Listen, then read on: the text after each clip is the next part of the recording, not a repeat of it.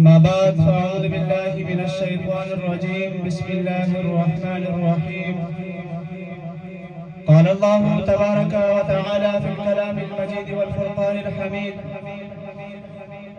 المسجد الأقصى الذي باركنا حوله لنريه من آياتنا إنه هو السميع البصير صدق الله يا مولانا العظيم اقصا جڑیگی مینارو تے سر ٹٹیم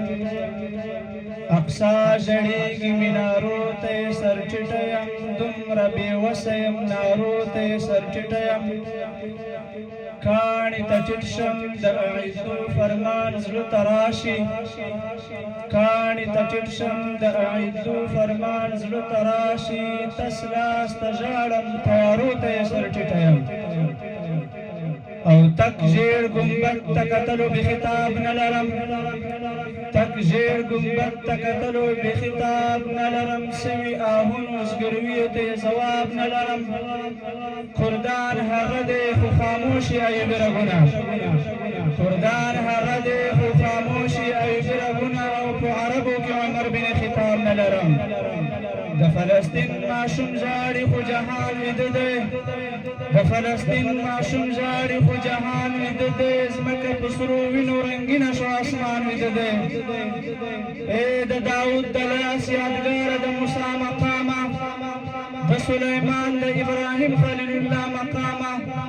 دا رسولان و خوش مسکن مقدس خاوری دیر ملامت دا امام الانبیاء مقاما دا ټولو نه وړاندې دا جامع قاسمي مدرسین او د مسابقې ټولو ګډونوالو ته السلام علیکم ورحمت الله وبرکاته غواړم چې د تاسو په حضور کې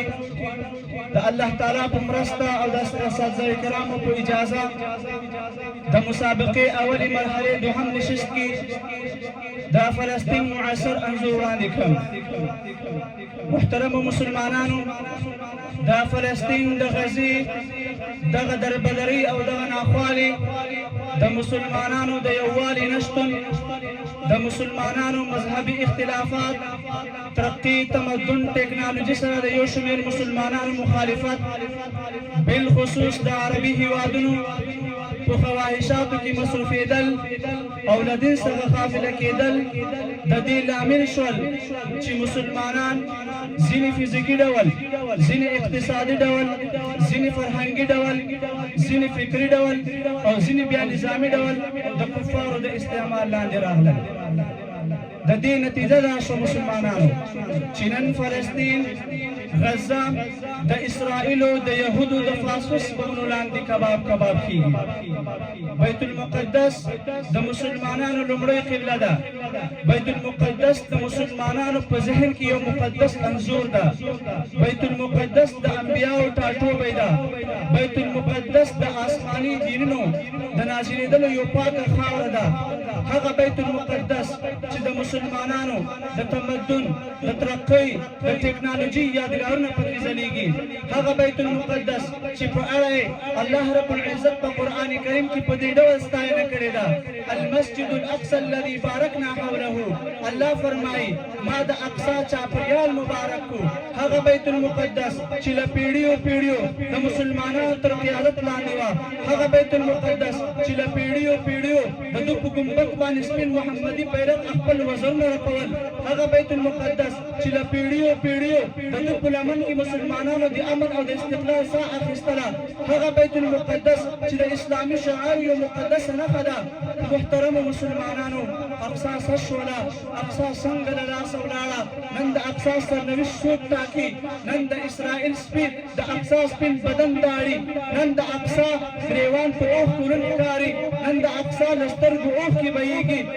نن د اقصا ګریوان شلېدلی نن د اقصا ټیکری په ځمکه پروت ده نن د اقصا لمن په وینو سره ده نن د اقصا وجود پرهر دی نن د اقصا خوښۍ په غم ککړه نن اقصا خپلې لپې الله ته پورته کړې نن اقصا د یوبل صلاح الدین ایوبي انتظار ده نن فلسطین اقصا د یهودو د سپیو د فاسفوس بمونو لاندې کباب کیږي نن د غزې مظلوم ماشومان چغې او فریادونه د خدای عرش لرزوي نن یهود د پاکې مسلمانې خور ویښتان کشوي خو 2 میلیارده مسلمانان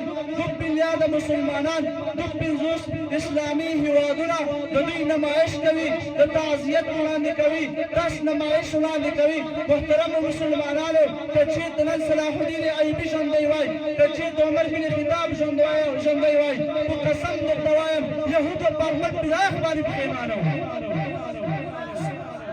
محترم مسلمانانو امام الانبیاء چې د ټولې دنیا اولیاء الله راجمع شي د رسول الله صلی الله علیه وسلم خوښارو ته هم نظر نه رسیږي هغه پیغمبر صلی الله علیه وسلم د احد غزا ته راځي د کفارو طرف نه تیر راځي د پیغمبر علیه السلام په مخ مبارک باندې لګیږي د پیغمبر علیه السلام راخ شهید کیږي وینه مبارک یې ځمکې ته تویږي هغه پیغمبر علیه السلام د کفارو مقابلې ته راوځي خو نن افسوس صد افسوس اسلامي نړۍ اسلامي امت په یوه ژوندۍ غذا باندې د غم اوښکې تویوي ای مسلمانانو زه خو وایم کباب یې کړئ د دې غوښو یې سخت ورته جوړ کړئ په یهودو نصارو یو تاریخ جوړ کړئ ووهئ ای مسلمانانو لکه غر نارې تکبیر الله اکبر نارې تکبیر الله اکبر نارې وما علینا الا البلاغ